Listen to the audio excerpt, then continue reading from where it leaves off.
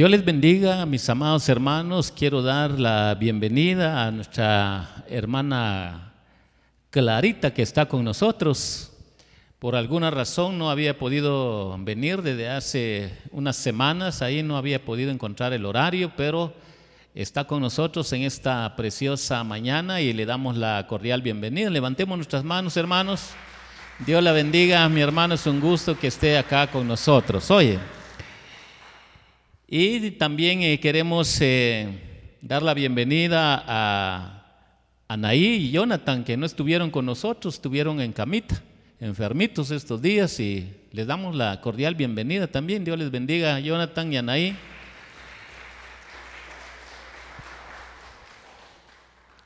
Si se me va alguien por ahí, hermanos, somos de casa.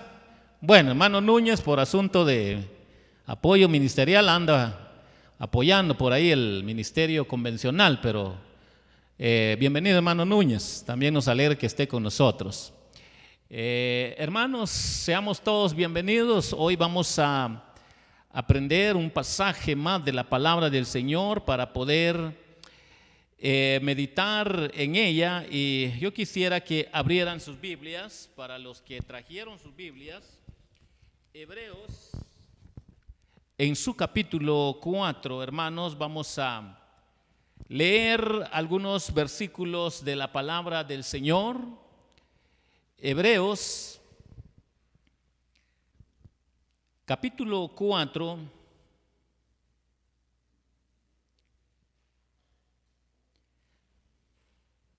versículo 9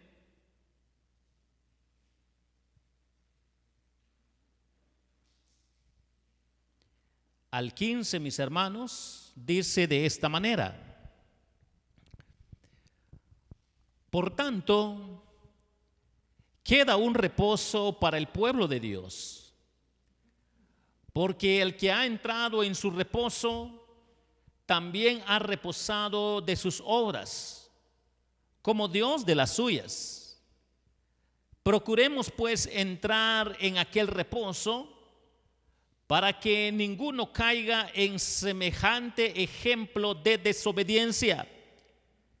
Porque la palabra de Dios es viva y eficaz, y más cortante que toda espada de dos filos, y penetra hasta partir el alma y el espíritu, las coyunturas y los tuétanos, y discierne los pensamientos y las intenciones del corazón.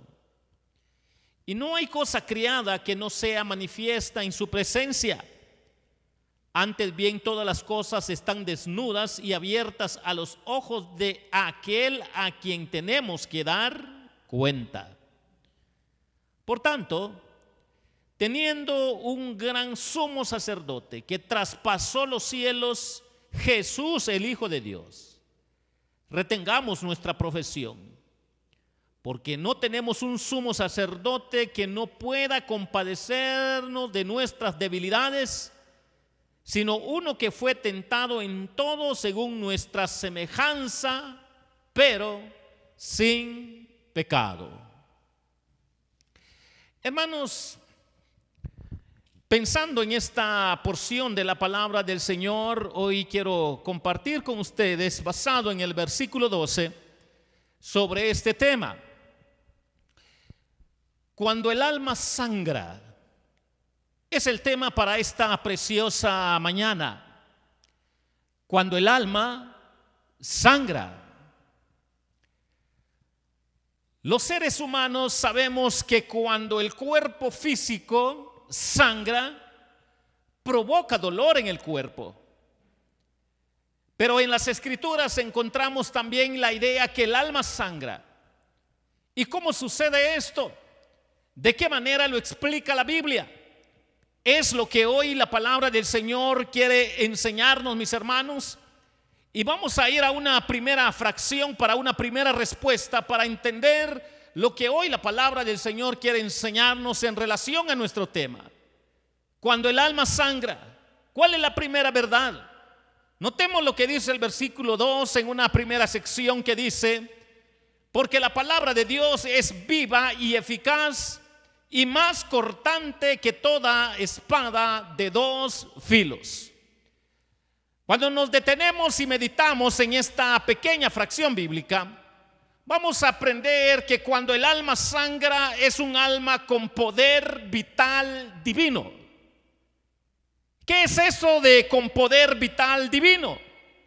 En Hebreos esta frase suele referirse al mensaje de salvación, pero aquí la palabra se describe como una declaración personal de Dios que es viva y es eficaz. Pero la palabra que el alma recibe es la palabra de la justicia y de la vida. Una vida, mis queridos hermanos, que siempre está acompañado con el Espíritu Santo que da vida, y cuando ésta es injertada en el alma del nuevo hombre y habita por la fe en ella, produce vida eterna. Y si notamos la finalidad de la propuesta de vida, de acuerdo a las Escrituras, el contexto dice que es reposo espiritual y eternidad de vida.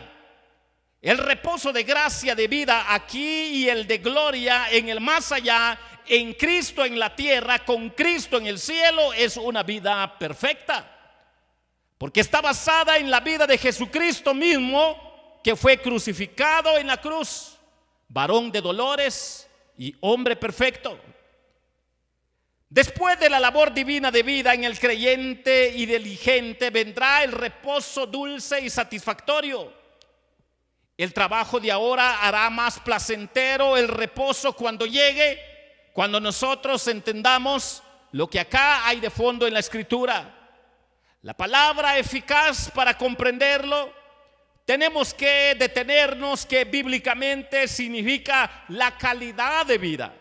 Cuando meditamos en la palabra eficaz, la calidad de vida y el servicio de una persona al Dios Altísimo y a su prójimo cristiano o no cristiano. Para entender un cuadro de fondo que Dios siempre llama a la iglesia para hacer luz, no solo dentro de la iglesia, sino también en el mundo. Vosotros sois la luz del mundo, vosotros sois la sal de la tierra. Cuando nosotros vamos a lo que hay acá, hermanos, podemos entender entonces que cuando el alma sangra es un alma con poder vital divino. Hay algo sobrenatural.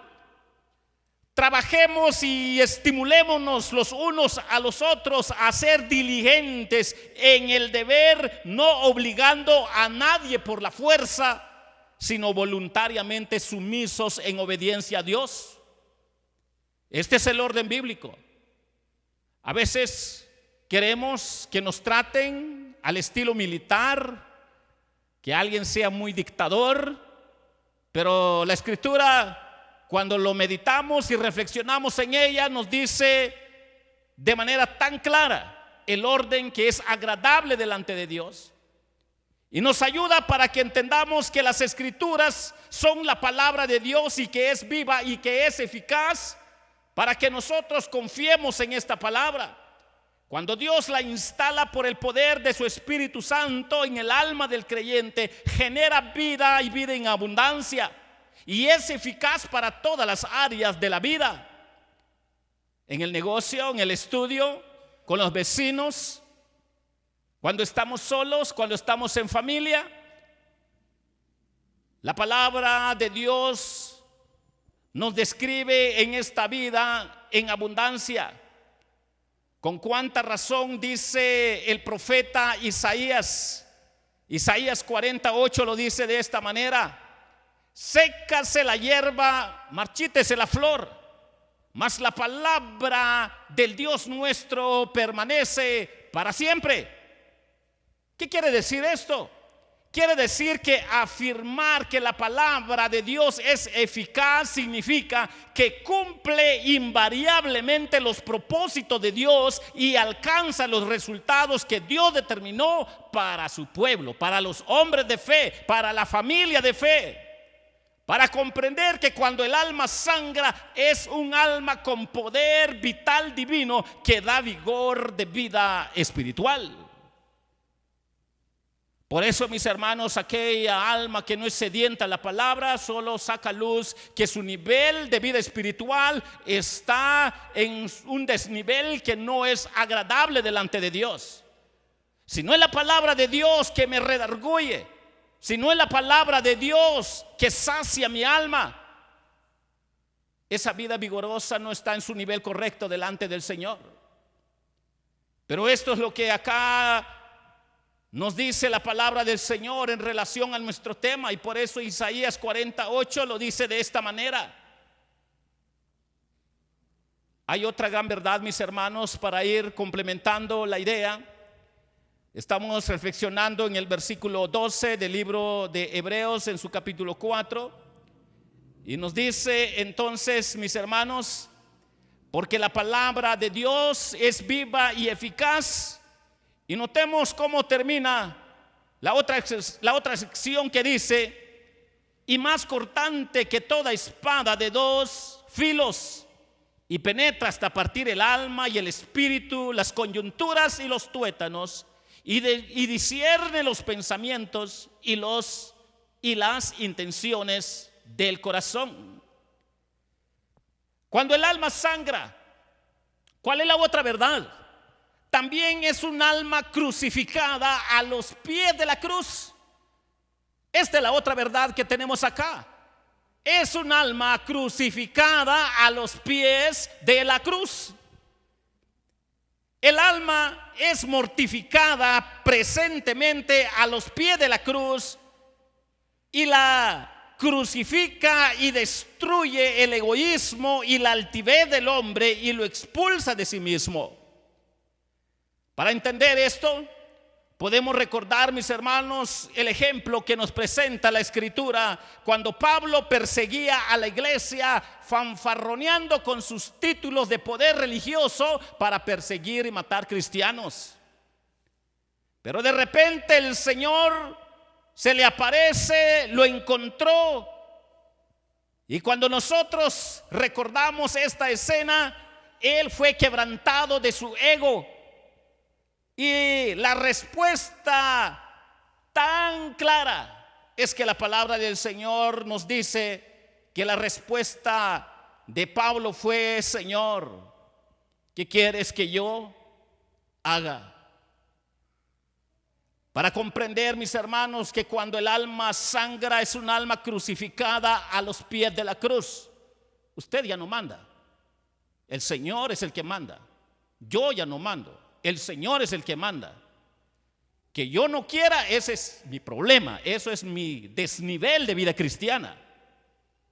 Pero podemos nosotros comprender, mis hermanos, que mientras que la palabra de Dios suministra consuelo y alimento espiritual a los que creen, también es un instrumento de juicio y ejecución para los que se han encomendado a los pies de la cruz de Jesucristo.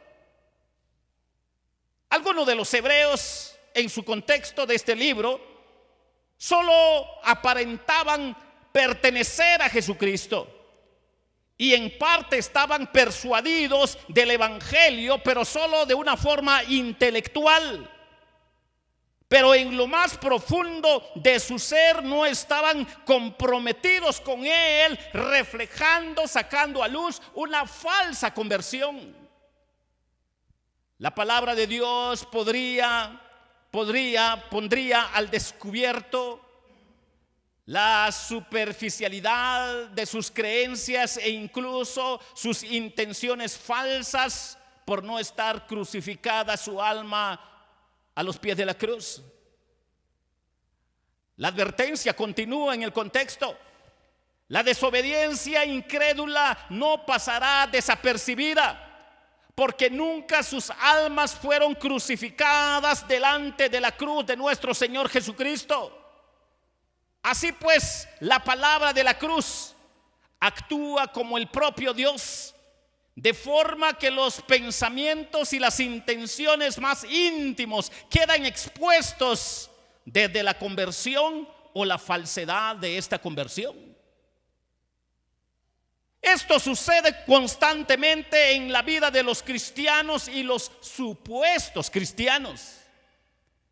Para comprender, mis hermanos, que en 1 Corintios capítulo 1 y versículo 18 nos ayuda a ampliar un poquito más, diciéndonos que es llamada la palabra de la cruz. Y esto no solamente porque nos expone a las aflicciones en el mundo, sino que también por ella, habitando en nuestros corazones por la fe en Cristo, tenemos que entender que nos crucifica a los pies de Jesucristo. Y esta palabra crucificante en el mismo verso es llamado también el poder de Dios. Porque esa palabra que crucifica nuestra carne, nuestro ego, nuestro orgullo, y que rinde y destruye lo completo de nuestra fuerza de corrupción terrenal, humana en nosotros, debe ser tan grande palabra como el poder de Dios para darnos cuenta qué es lo que hace el Evangelio. Y también no lo es solamente por ella misma, porque el poder del Espíritu Santo de Dios habita en la palabra de Dios.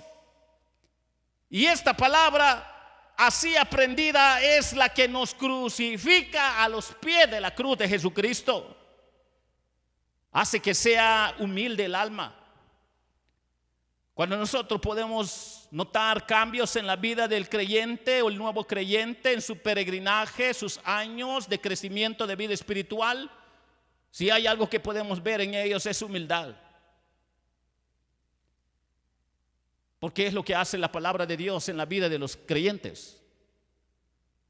Cuando la arrogancia, el orgullo, la soberbia todavía es parte de nuestra vida, solo saca a luz la desgracia de desnivel de vida espiritual que llevamos. Cuando creemos que somos los más importantes, solo saca a luz que no hemos entendido el bendito evangelio. Hace que sea humilde el alma que ha sido orgullosa por mucho tiempo, el espíritu perverso sea manso y obediente solo por la obra de nuestro Señor Jesucristo en el poder del evangelio, en el poder de su palabra y de su Santo Espíritu. Dejará al descubierto a los hombres sus pensamientos y propósitos. Aunque el supuesto cristiano diga yo soy cristiano, pero no hay cambio en sus hechos, Dios lo va a avergonzar en su tiempo. Dios lo va a avergonzar porque solo fue un simpatizante de Cristo, pero no un cristiano legítimo y auténtico. Las vilezas de muchos, los malos principios que los mueven, las finalidades pecaminosas para los cuales actúan, todo Dios lo sacará a luz en esta tierra, pero también cuando lleguemos ante la presencia de nuestro Señor. La palabra mostrará al pecador como alma crucificada a los pies de la cruz. Va a mostrar todo lo que hay en su corazón para que pueda darse cuenta el hombre si de verdad ya perdió la vergüenza o si en realidad entendió el evangelio. Y cada uno de nosotros debemos de comprender estas grandes verdades, mis hermanos. Pero es lo que la palabra del Señor nos enseña, que es un alma crucificada a los pies de la cruz cuando el alma sangra.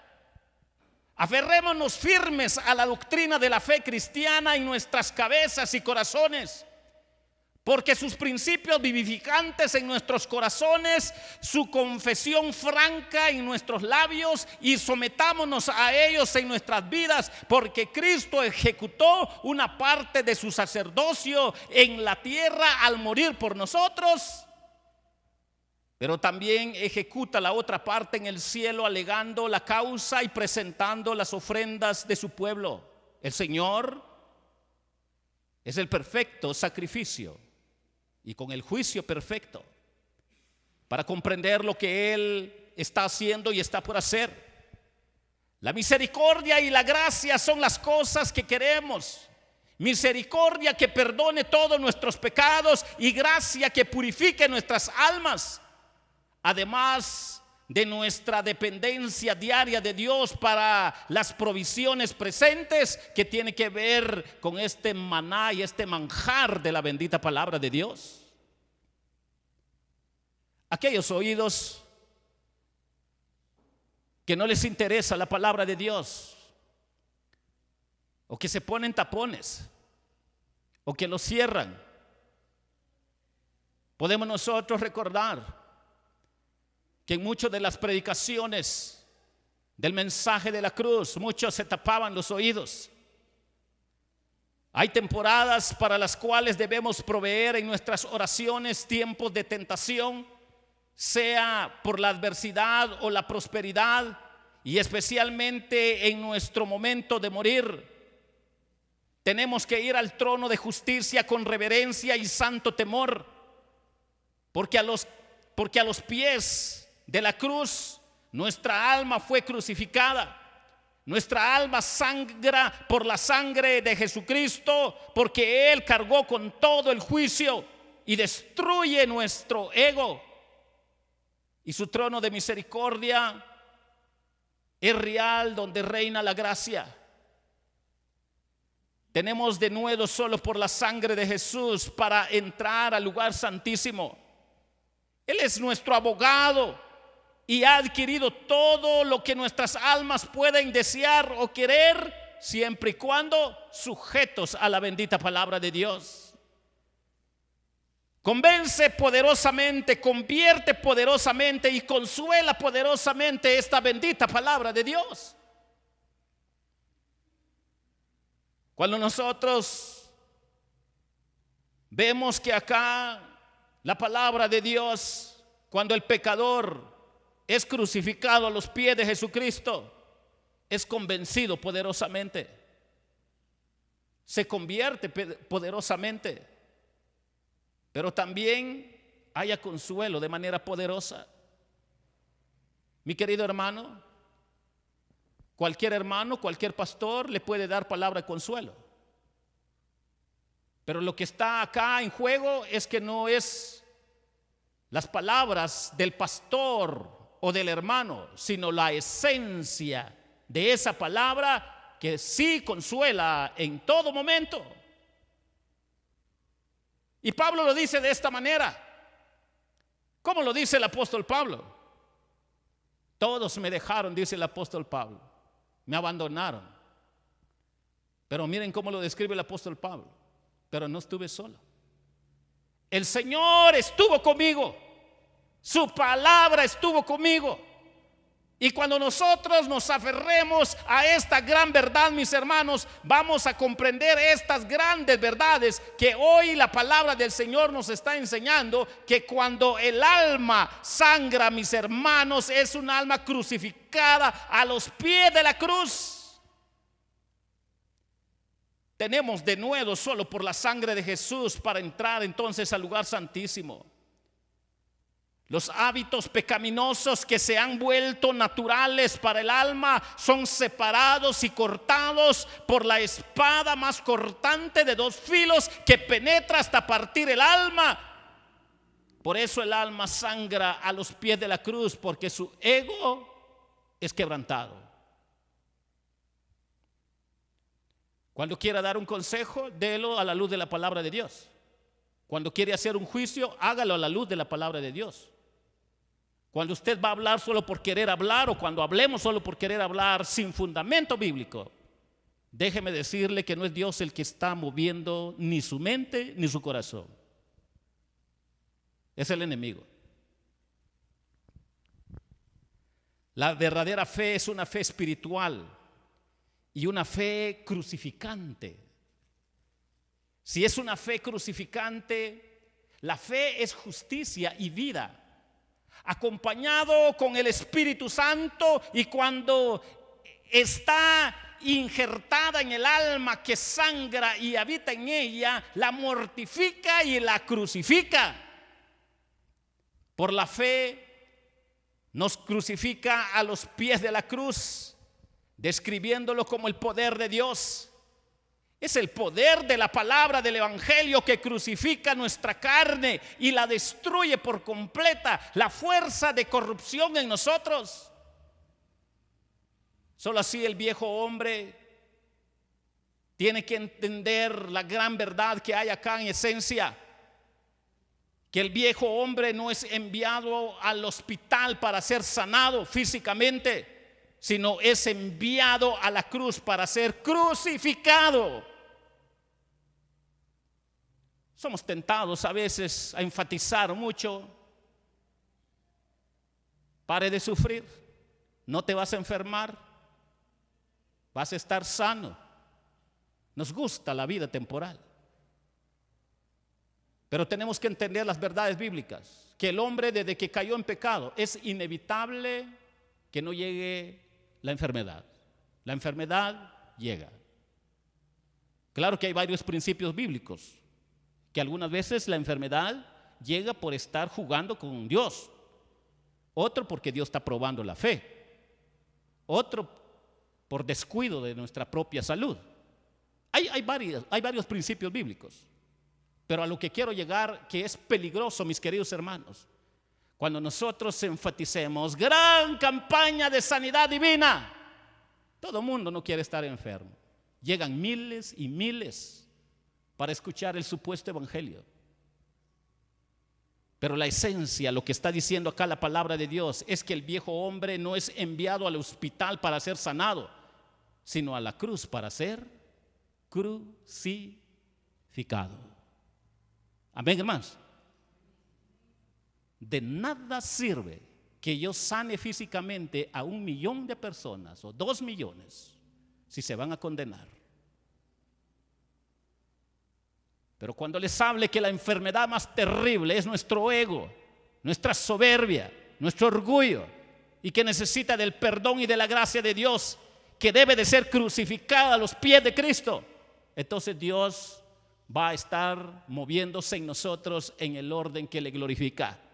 Pero esta es la gran verdad, que el viejo hombre no es enviado al hospital para ser sanado, sino a la cruz para ser crucificado.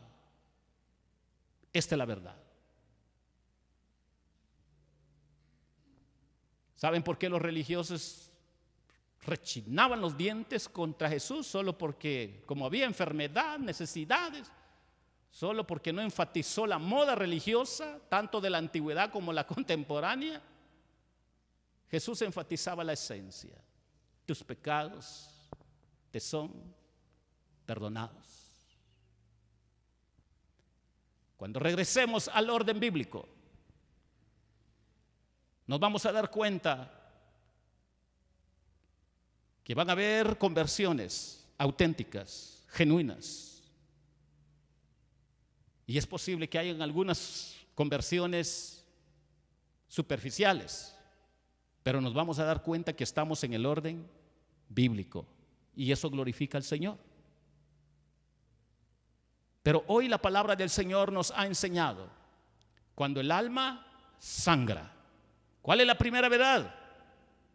Que es un alma con poder vital divino, pero también es un alma crucificada a los pies de la cruz, porque solo así Dios puede salvar al hombre para quebrantarlo de su terrible ego, para que sus pecados sean perdonados.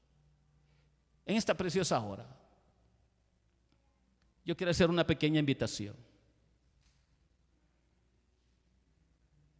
¿De verdad su pecado ya fue perdonado? Tal vez algunos dirán: yo no sé, pastor. Así dice mi papá, pero yo no sé, no estoy tan seguro. Es porque no ha encontrado a Jesús como su Señor y Salvador. No lo ha quebrantado, no ha sido quebrantado su alma, no ha sido sangrado para que entienda que es vil pecador y necesita del poder de Jesucristo, del poder de la cruz. ¿Hay alguien en esta preciosa hora que le quiere decir a Jesús: Jesús, por favor Jesús, quebrántame, crucifica mi ego para que tú obres en mí? ¿Hay alguien que gusta decirle a Jesús: Jesús, por favor, perdóname? Yo quiero que seas mi Señor y Salvador, perdóname. Yo me arrepiento de mis pecados, Jesús. ¿Hay alguien? ¿O alguien que gusta reconciliar con el Señor? Yo quiero orar por usted.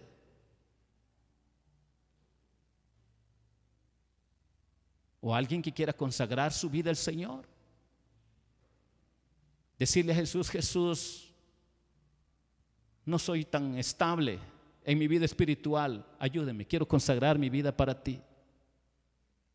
También quiero orar por usted. ¿Hay alguien?